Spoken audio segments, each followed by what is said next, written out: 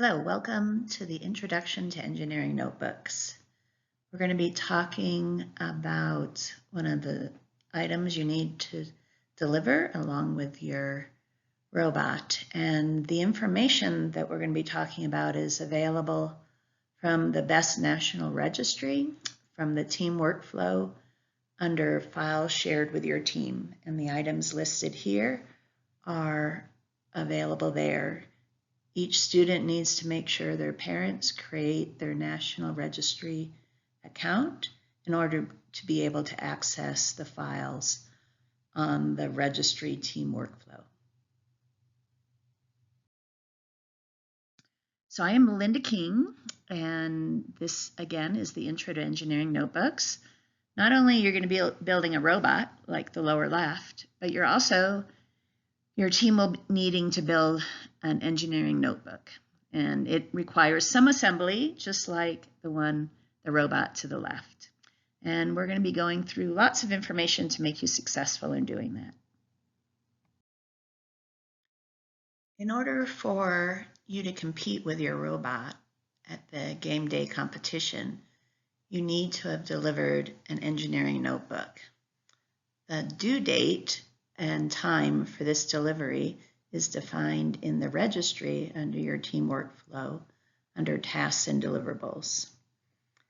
And the way you upload your file is also through the registry workflow under team file panel. You mark the file as primary, and that way we can access it. We will then judge the engineering notebooks. We'll provide scores and comments back to you so you'll know how you can improve in the future. You'll get those scores and comments on game day. So my goal for you today is to help you to be successful in creating your notebook so that you can get as many points as possible. And the other piece is that you don't panic before the submittal deadline. And so we're going to talk about what's required as well as some tips from other teams, as well as from the judges. So what we're going to cover is exactly what is a best engineering notebook, what is an engineering design process, going to show you examples of both the robot design process and the software development process. Going to talk to you about how you're evaluated, what the judges look for. That includes requirements, criteria, and a score sheet. We're going to wrap it up with some tips on how to design a notebook and how to get some help and talk about questions. So first, what exactly is the purpose of building a notebook? So in almost any career that you may pursue, you probably have to document what you've been doing to the people you work for. So in this one, our goal is to document the process that your team has used to design, build, and test your robot. So when you think about that, what does that mean? So one way of looking at it is sort of like a story of what your team did in building the robot. You want to talk about all the steps that you took to create your robot.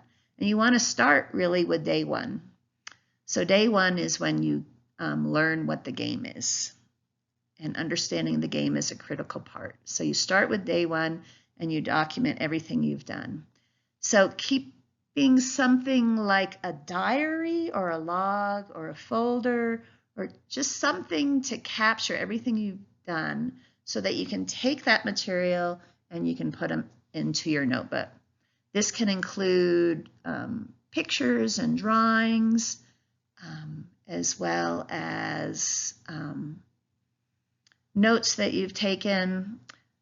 And we're going to talk more about how you take all those pieces and put it together into a formal notebook. I think you can also think of it like a report on building your robot. So why do we want you to do this? So one of the primary things we teach in Best Robotics is the engineering design process. I'm going to talk about that in more detail. And the documentation associated with that is a critical aspect. So it talks about providing a record of what you've done. And this way you can share between groups. If you have one group that's doing one piece of the robot and another group doing another piece, you can share the information about your piece between those groups. And also if you have someone coming in new or someone that has to be gone for a couple of days, you can show them the documentation that you have to help them get back up to speed or bring them up to speed for the first time. Let's talk about, at a top level, what is this engineering notebook? So it is a PDF file, which you can create from something like Google Doc or Microsoft Word. There may be other tools also. And it has a title page, that first green box. It has a table of contents, the second green box. Neither of those have a page on it. And then it has up to 35 pages of a main document. And those are that darker blue on this page. And then there's additionally, you can have up to 40 pages of support document, which then refers back to the main document. And we're going to talk more about what all this looks like. But this is at a top level, all the pieces you have. So if a title page is one page, a table of contents could be one or more. Let's say it's one. And let's say you go all the way up to 35, so that's 37 pages. And let's say you have 40 pages of support document, which is also sometimes called an appendix. So that would be 77 pages is how long this could be. It doesn't have to be that long, but you have up to that amount of pages that you can create. And I'm going to talk about the two blue boxes next.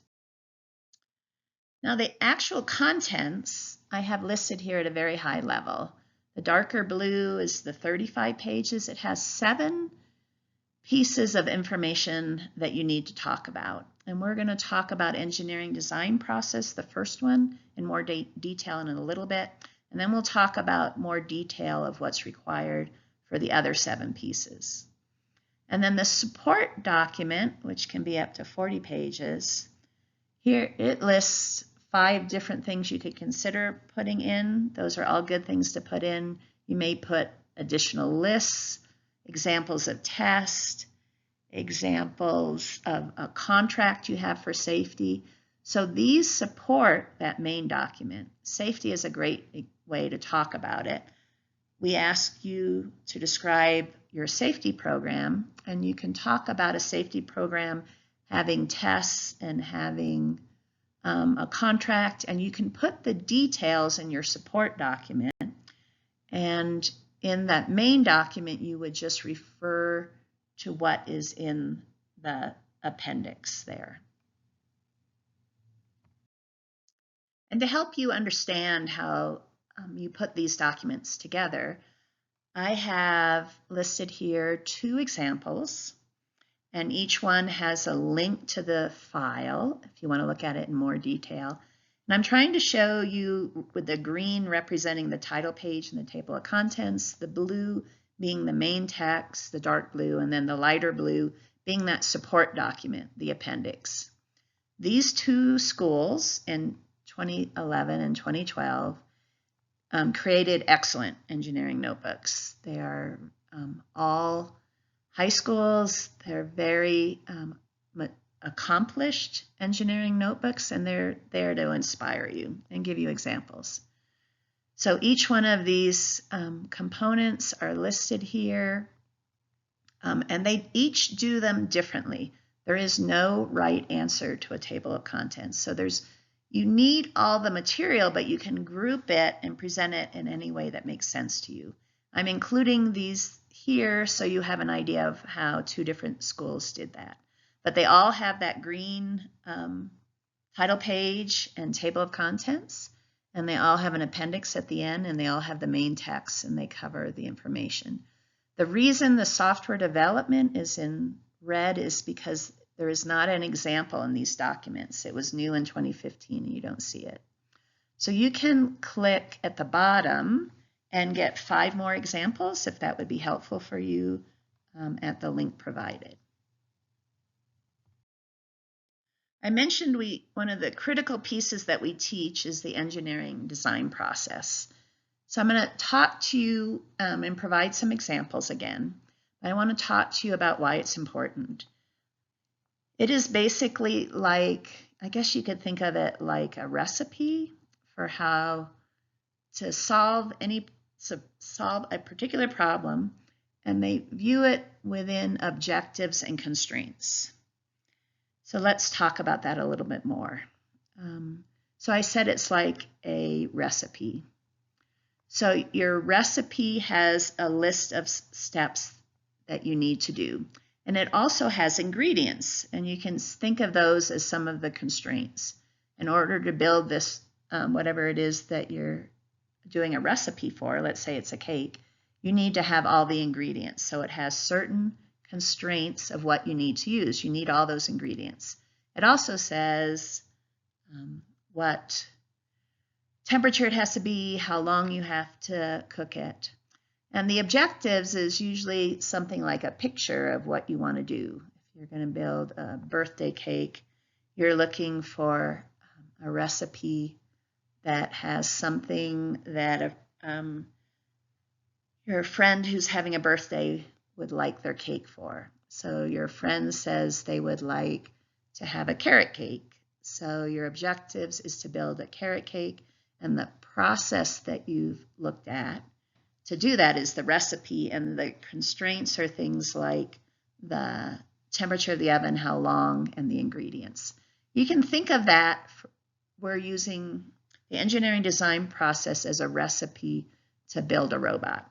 And we want you to describe that and in your notebook, and we're going to give you an idea of the steps that you should use to build a good robot, and that's what I'll talk about next.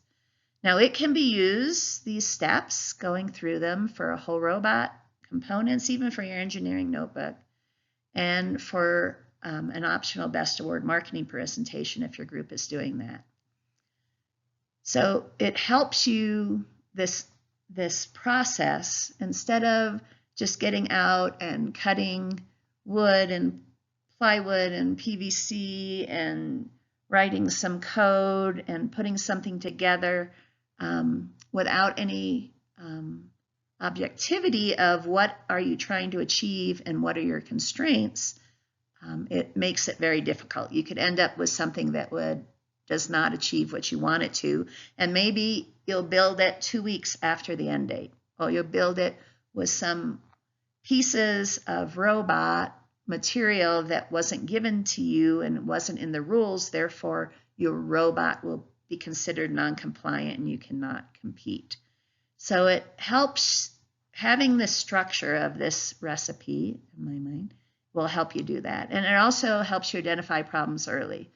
So if you go slowly and you look at what's in the rules, similar to what's in the ingredients on your recipe, and if you find out on your recipe you need 2 hours, so you need to make sure you start your cake building early enough. Similarly, you'd be able to identify your problems early relative to completing on time. Also, one of the rules for the robot, it can't be larger than something that would fit in a 2 foot by 2 foot by 2 foot cube. And if it was that big and you were bringing it 2 weeks before game day and you put it in the box that we have to measure compliance, you would have wasted a lot of time and you would have very little time to go forward. So it helps you identify those problems early, and we'll talk more about this. This slide and the next one gives you 2 examples of a design process. I am providing these examples, and you may actually take these and use it in your notebook if this fits what your process was. We encourage you to consider a process like this. There's a lot of different ways to define an engineering design process. This is one that is a good one and that you could consider putting in your notebook. So on the left, I have a graphic that shows the flow of the 7 steps that are to the right. I also have 2 yellow arrows. Your engineering notebook needs to talk about from the light blue down to the medium blue in steps 1 through 7. Whereas for critical design review, which is called a CDR, which is something else your team needs to do, it would stop earlier and only consider the light blue. So let's talk briefly about these 7 steps. The first one is what you're doing on kickoff.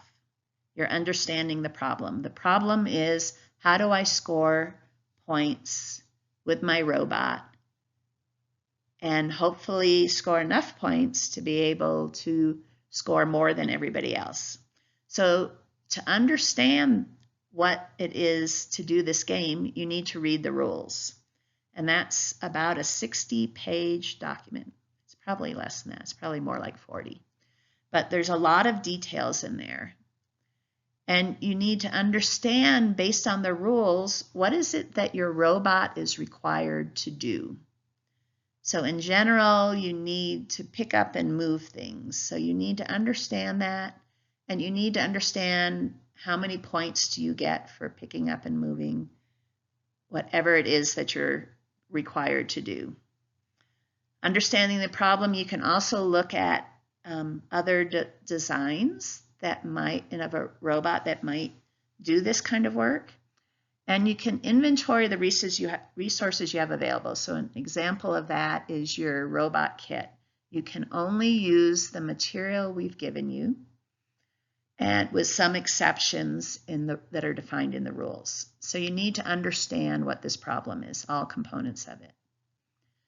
So this could be a couple of days, a couple of hours. It's time you need to spend thinking about that, and you need to do that first. So in baking this cake is you need to understand what your friend wants.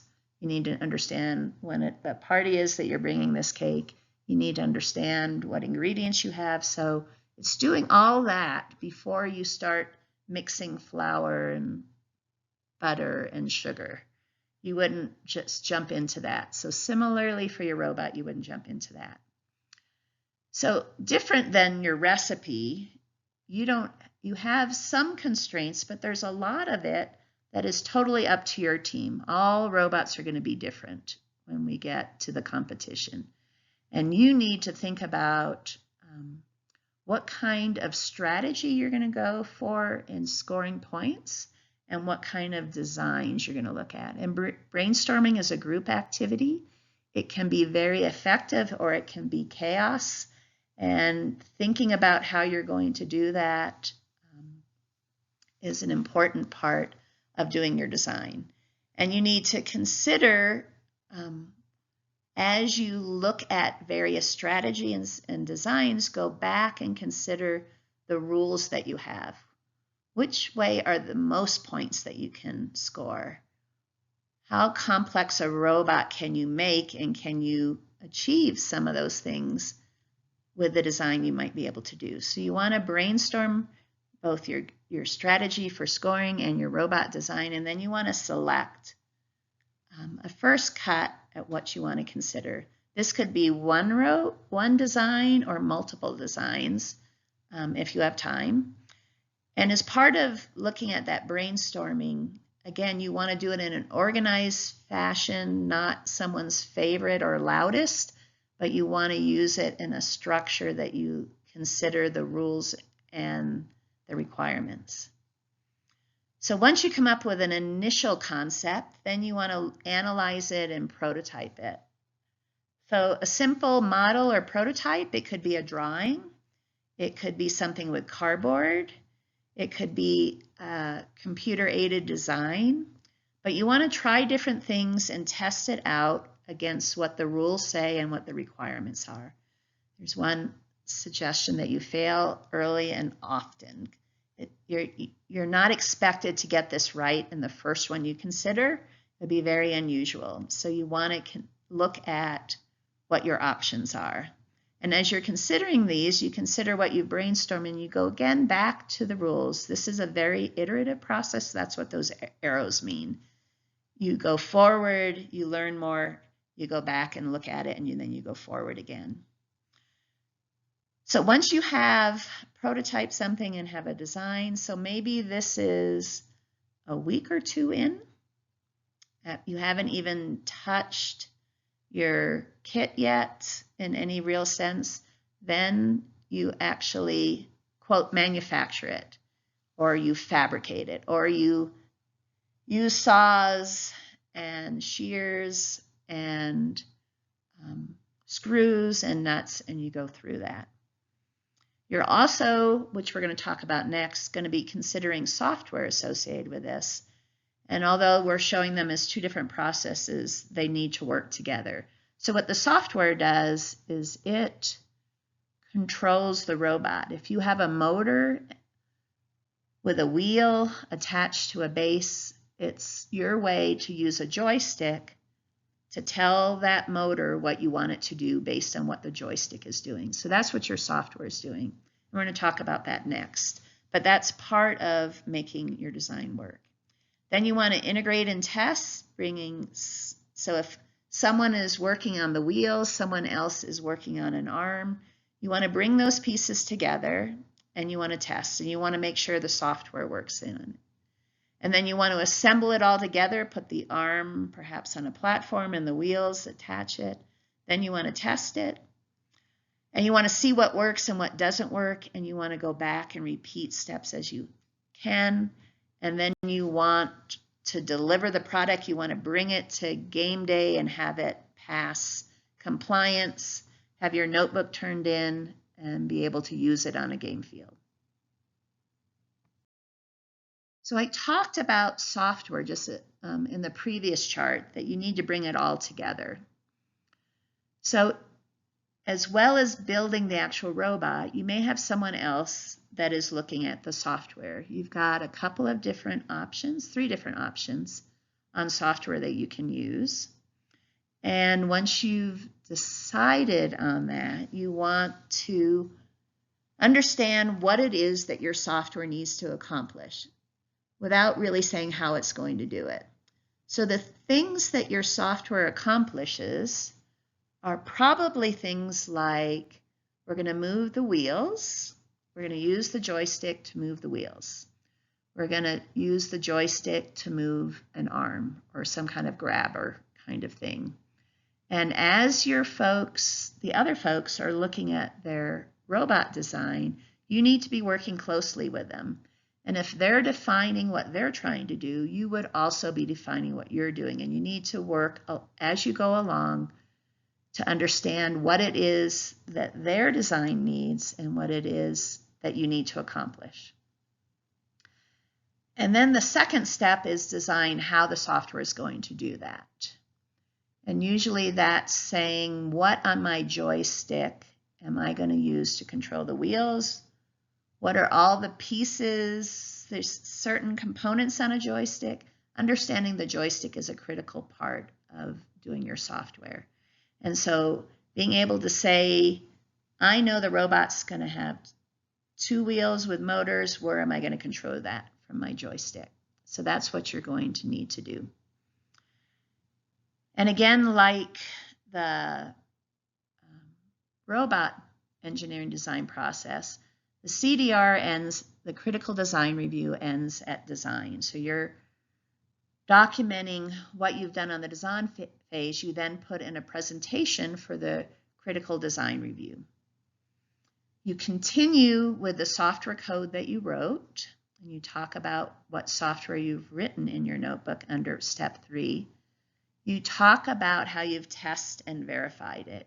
You can use a simulator, you can use the robot, you can check by looking at the code, but you want to talk about everything that you've planned to do with the robot, with the software, and see if it all works. So that's looking at items 1, 2, and 3.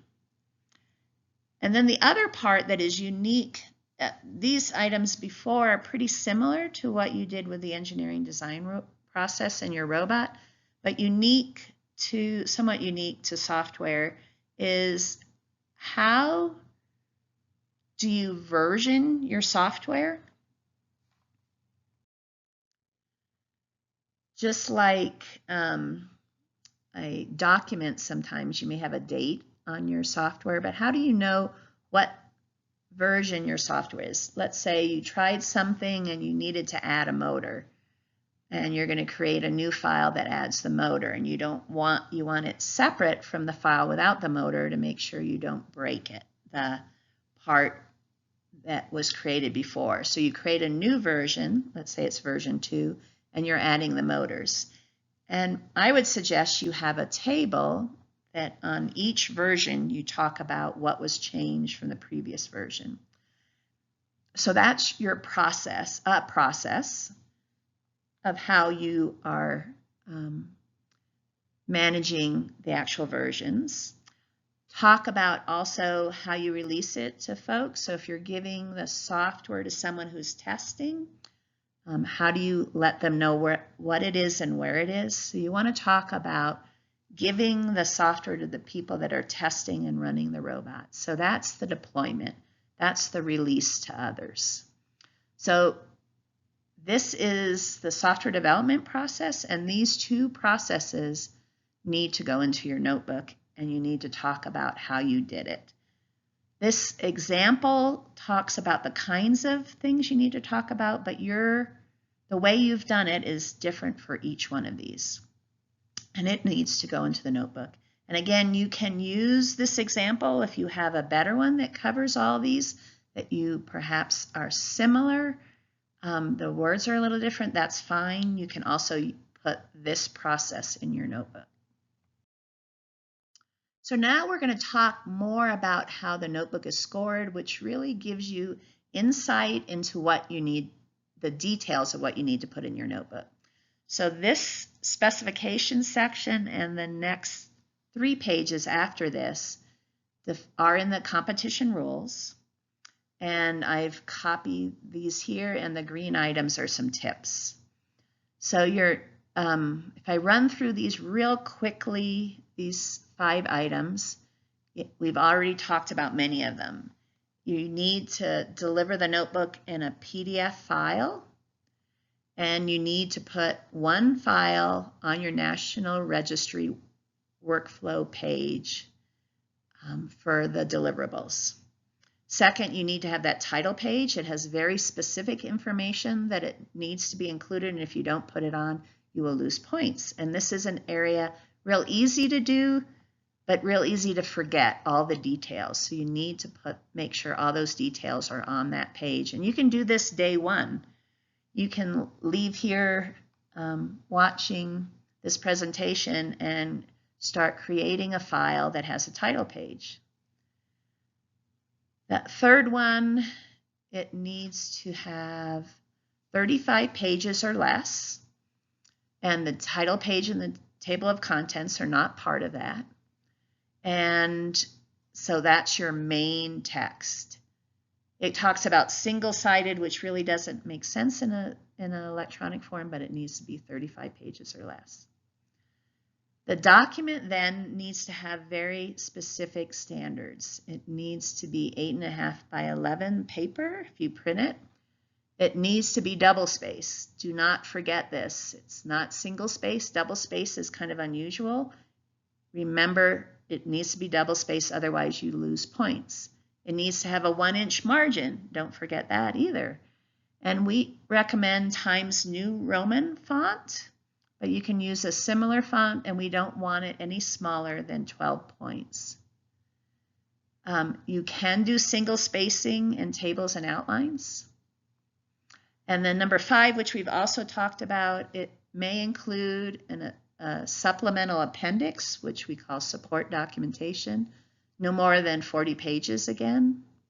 And here's some examples of items you should include in there. And it should support what is in the primary document, and it shouldn't reflect anything that's outside of what the primary document has. And there's some examples in there. If you put those other items in your notebook, you will lose points. Now we're going to talk about another part of your evaluation of your engineering notebook. And this is also in the competition rules. This is part of what is used in the scoring of your notebook. And since your goal here is to get lots of points on your engineering notebook, you need to consider all of these rules, evaluation criteria, in order to get higher points for your notebook. So the first item on here is, of this page 1 of 3, is the engineering design process. And I gave you an example on page 10 of an engineering design process. If that is the process that you use and those words make sense, use that graphic and those words as what your process is. And if you did something differently, then just change that graphic and change the words to reflect what you did going through. But we recommend you consider that process or something very similar as a guide to help you work through here. So one of the first steps on that process, to use as an example, is understand the problem. So your problem with your robot is to score a lot of points on the game field. And understanding that is reading the rules. So what you would include on your engineering design process section is said, we understood the problem, and these are the rules that we use to help us decide what we want to do. We decided that the most important ones are these pieces, and maybe you put a summary of it in your appendix. So you would say, in order to get a certain number of points, we need to do a certain thing. And then you would describe that as what the problem was. In order for you to score a lot of points, you need to solve that problem. You need to accomplish that task. So it might mean moving something on the game field to another place on the game field and for a certain amount of points. And you would talk about that. You would talk about your robot needing to be fit in a 2x2 by 2 foot box. That is part of understanding your problem. So coming up with, as I suggest, a table of all those important things that you need to remember to do, instead of referring back to the rules, you would have a list that you could easily work with. And reflecting that in your support document is certainly a way to do that, or put it in your main document. You have flexibility of where you're going to do that. So that would be examples of evidence that you understood the problem, which was your first step in your engineering process. So the second item on this list is a research paper.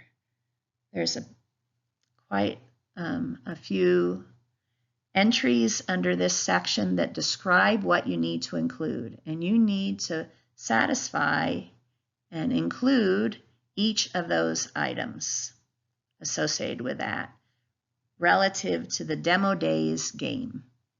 So once you get the rules and understand that, you need to go through and generate within those 35 pages a minimum of 2 pages and a maximum of 5 pages. And you need to talk about each one.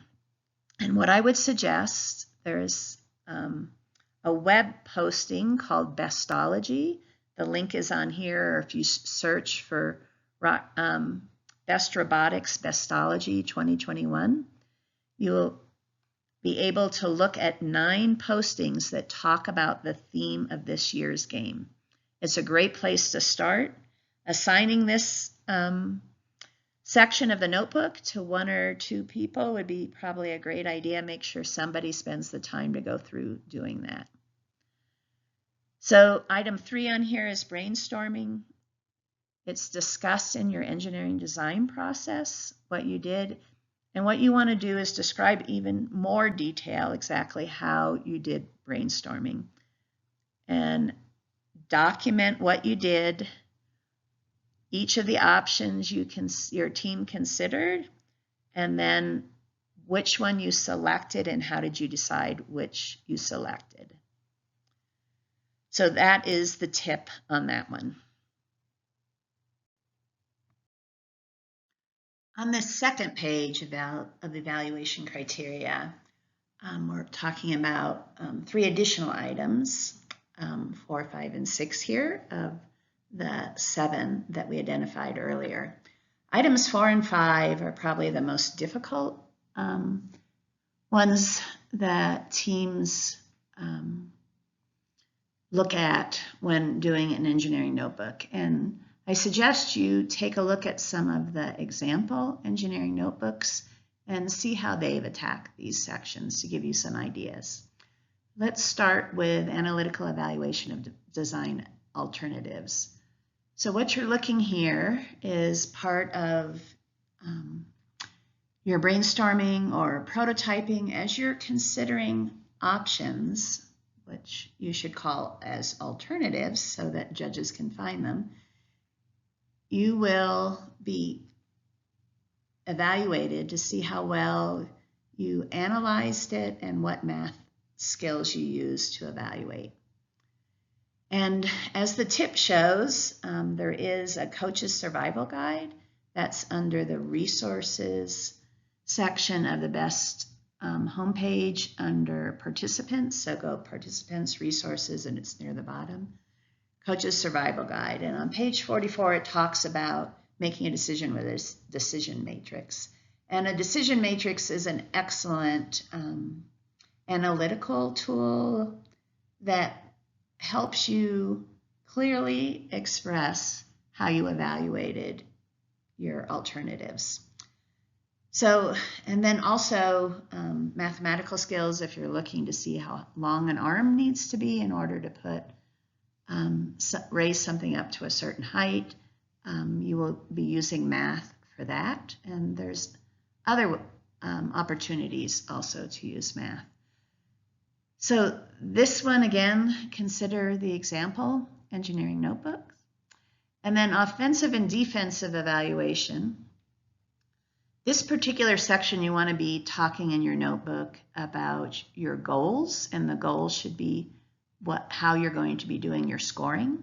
So you should have some scoring goals. You're going to go after certain game field pieces with certain points, and you want to talk about how you're going to go about scoring those points and the strategies you're going to use, so what your robot's going to do to score those points, that's your strategy, and how that works within a 3-minute match that your robot's going to be doing at game day. So that is the offensive side. On the defensive side, sometimes a team can prevent a robot from getting points, a different robot. But in this particular game, Demo Days, each robot will be on their own section of field, and there's no interaction there. So that doesn't apply this year. The final piece on this page is software design, and going back to, I think it was page 11, we listed these 5 items. We had a graphic and a description of them.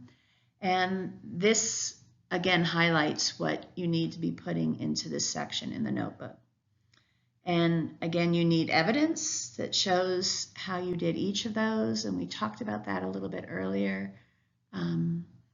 So you should have a list of what's that the robot needs to do. You should have a list of how's the robot's going to do that.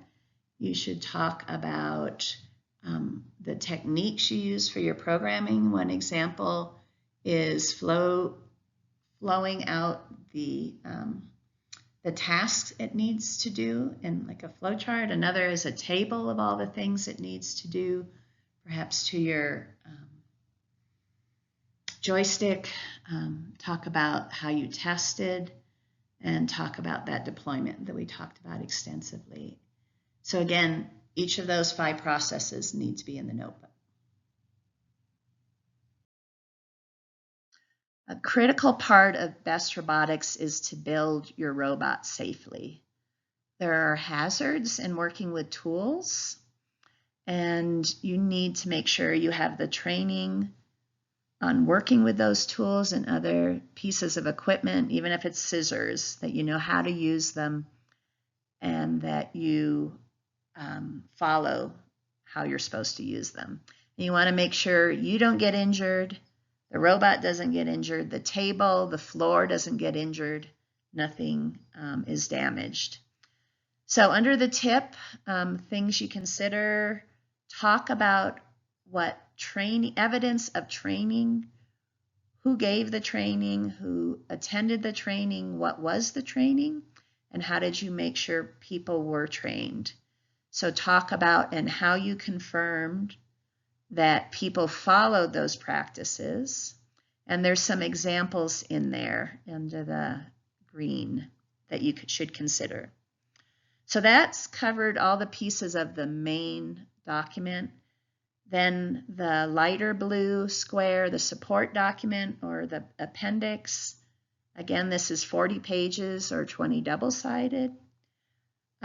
You have to reference items that are in here. If you have a test result, you want to say in your main document what section of the support document that your test results are on.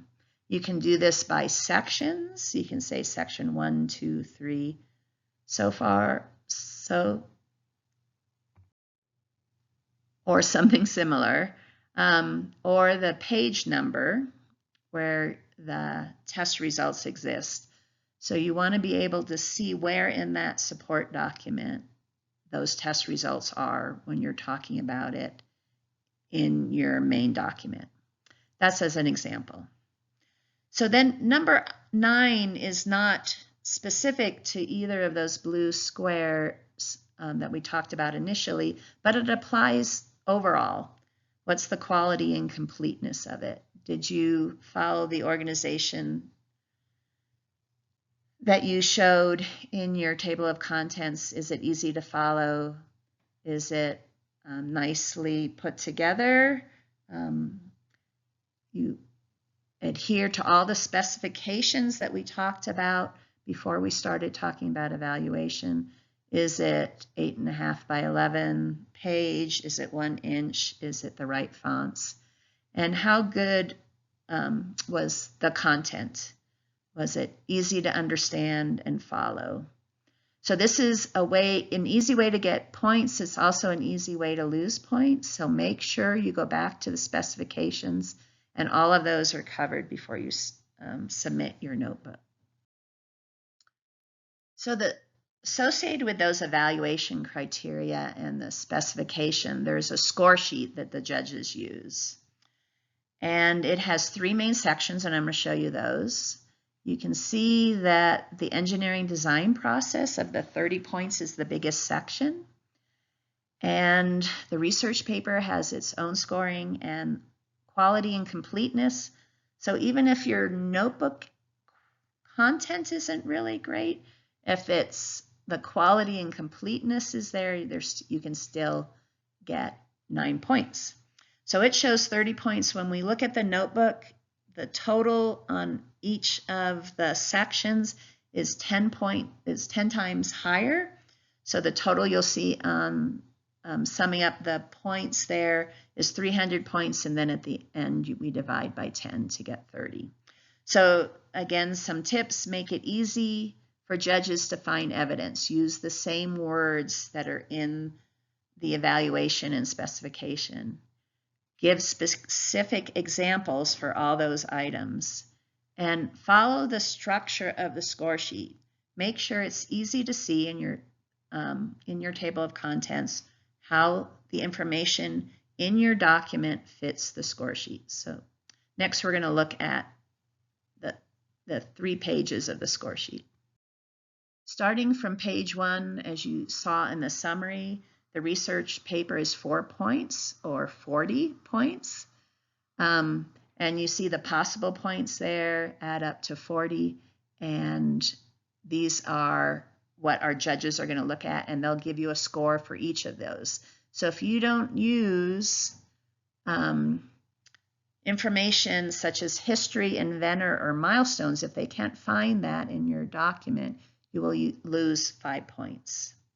If you don't make it 2 to 5 pages, you'll lose some portion of the 10 points that is possible for that area on this score sheet.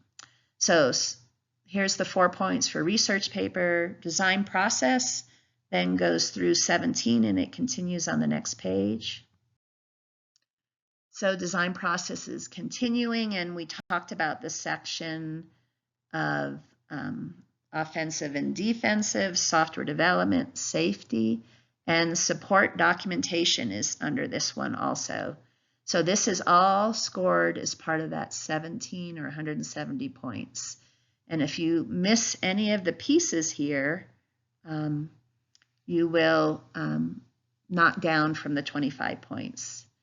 So the rubric is, the green is talking about what you need to do to make sure that you achieve those points at a top level. So the final section of the score sheet talks about that quality and completeness.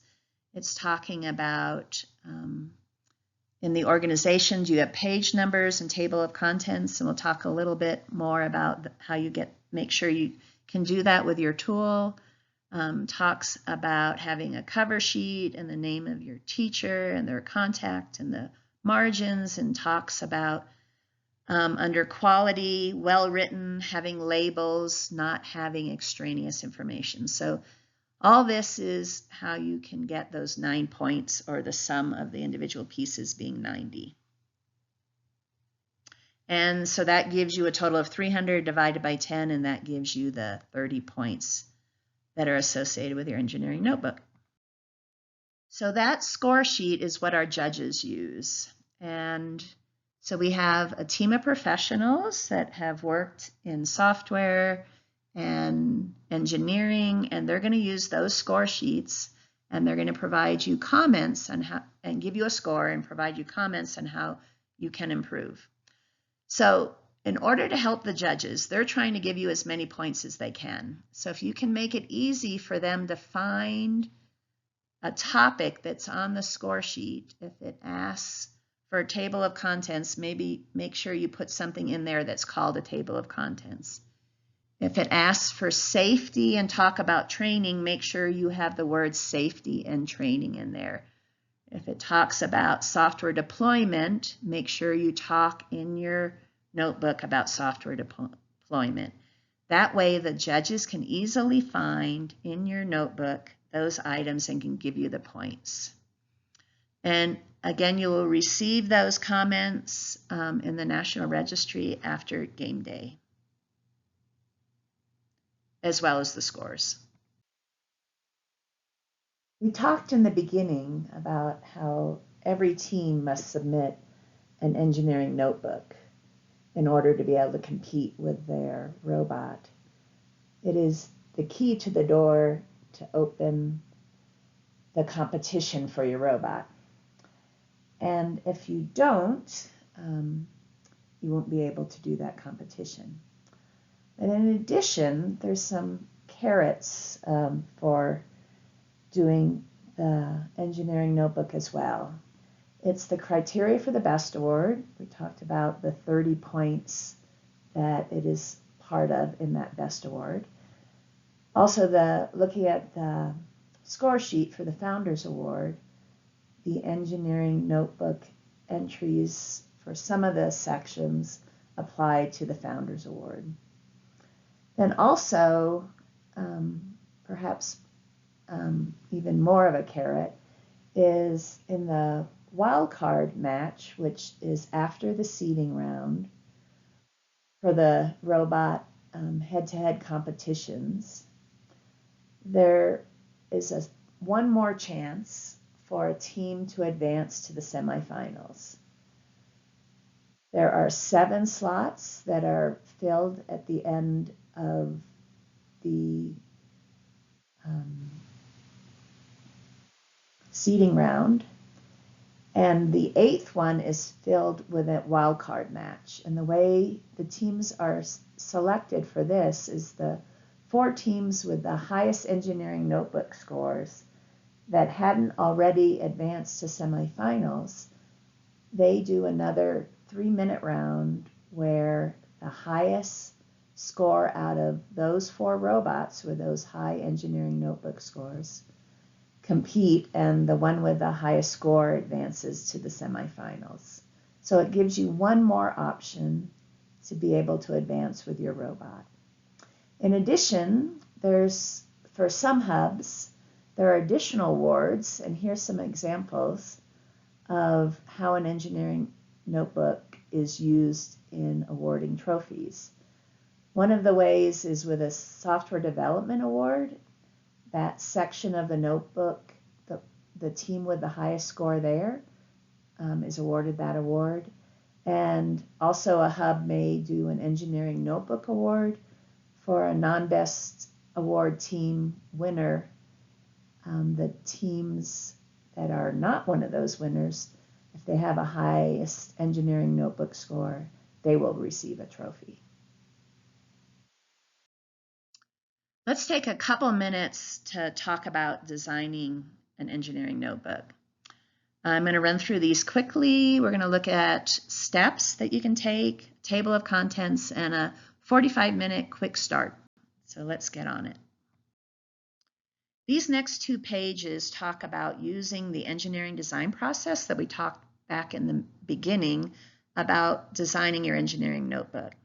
So similar to a robot having game rules, we talked about the rules in the rules document, the specification evaluation for producing an engineering notebook, for scoring an engineering notebook.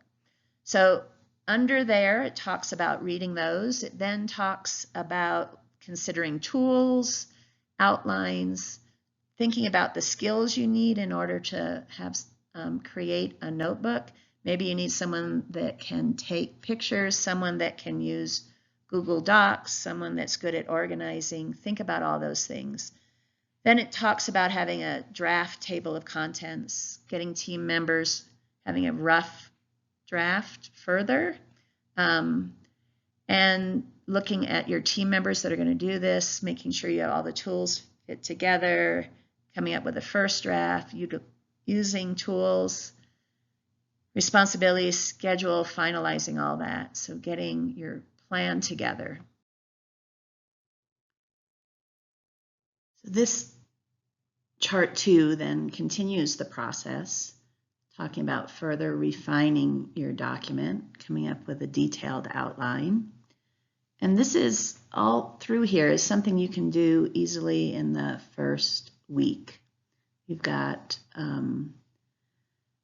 quite a few weeks to build an engineering notebook, but not quite as many as your robot, so you need to plan your time. So getting these initial steps to define exactly what you're doing is really critical to be successful. So coming up with a plan and schedule, as well as your notebook and as your outline. And then the main part in the red there is gathering all the information that you're keeping track of, everything associated with the decisions you're making for your robot, the process you're following, and continuing to build that draft document within the structure of the outline you came up with to make sure you're hitting all the points on the score sheet. Then when you've got a draft version, it should be a goal to try to get that, at least an initial draft, days before the due date, and looking at having someone either within your team or perhaps outside of your team take the score sheet and actually give a score for your draft notebook. Remembering to put all those items on the title page, and look at the notebook against those specification and criteria, and then go back and revise it. And similar to testing your robot, doing updates, making it better, and using everything on that was in step 8, you do updates, then following the information in the registry for your due date and the time associated with that, you then upload through team files, as we talked about earlier. You need to make sure you've got somebody identified for all these documentation tasks early in those 8 weeks. For the total process for your robot, but again, you have fewer weeks to do your engineering notebook. And talk about how you're documenting and keeping track of everything also in your notebook. So similar to the robot, these 2 pages talk about using a disciplined process to go through and produce your engineering notebook. So as you're thinking about a table of contents, here were those 2 from the beginning. So the title page, table of contents in green goes up there, the main document, all the pieces, various ways to put those together, and then the appendix or support document. And then there's additional examples that you can consider. So I suggest you quickly, after reviewing this training, come up with 45 minutes to do a quick start to come up with a table of contents. Each one of the 3 items here is 15 minutes, so going back and looking at those specification and evaluation we looked at, come up with a rough draft. Include on each one of those maybe the number of pages you're going to have and talk about who on the team is responsible for those sections. And then go back and look at your rough draft, kind of test it against the specification and see if everything's in there. And I highly recommend you don't let the first week go by without having a first draft of your table of contents. This chart talks about some tips on how to keep up on producing your engineering notebook. It was provided by a successful team on some ideas of what you can do to make sure you don't have to pull an all-nighter the night before it's due. So this team scheduled a weekly notebook review. At each week, they looked at what are they going to focus on adding to the notebook, who specifically is going to write that, and then who's going to go through and edit it. Taking this piecemeal approach, it's not so overwhelming, and you can keep up with the material. And then at the end, a week before it's due, schedule an internal review and actually score like we talked about. If you can keep up with the notebook and the changes and the items that you need to put in there, you won't be doing that all-nighter the night before. One more tip, we talked about document tools, Google Docs, Microsoft Word. Make sure you know how to work with a table of contents and page number. If you don't know how to do that, click Help on the tool and search for those. If you try to do it manually, it is very cumbersome and prone to error. Make sure you know how to do these. This slide captures some best engineering notebook resources that are going to be important for you to consider and that many of which we referred to previously. So as far as the engineering notebook requirements, it's in the competition rules file in section 5.1. And there is a separate engineering notebook score sheet that really is your guide to how to score high in the judging of your notebook. It's also a critical piece, both work hand in hand. Both of these are in your team's workflow on the National Registry under the section called Annual Game Files and Q&A. And it's available starting at 9 a.m. on Kickoff. The link below allows you to access that page. Students need to be registered by their parents. And if you're having issues in getting that registration and access there, please reach out to your teacher. I've listed here 2 engineering notebook examples. A very high scoring one from 2012 was a STEM Academy engineering notebook. This one is a high achieving high school notebook. Unfortunately, in 2015, there was a new requirement for software development, and this does not include that example. And then in 2018, DSST buyers at the time, engineering notebook which scored pretty highly and has a reasonable example of the required software development section. See if you can find ways to score even higher than what they did on that on the software development.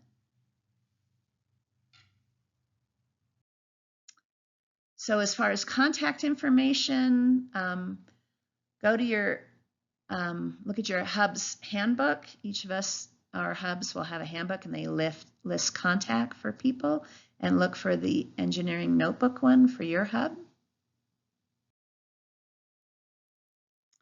So that is all the material I had to present. And if you have questions, please feel to reach out to me via email. And if it's specific to a certain hub, may forward it on your questions to the point of contact in your organization supporting you. A final reminder that this material is going to be available through your BEST National Registry and your team workflow. They'll be under files shared with your team. And your need to have a BEST National Registry account in order to access the files on your team workflow, and your parents can help you with that. And there's information under the help section in the BEST National Registry on how a parent accomplishes getting you your avatar and password. Thanks again.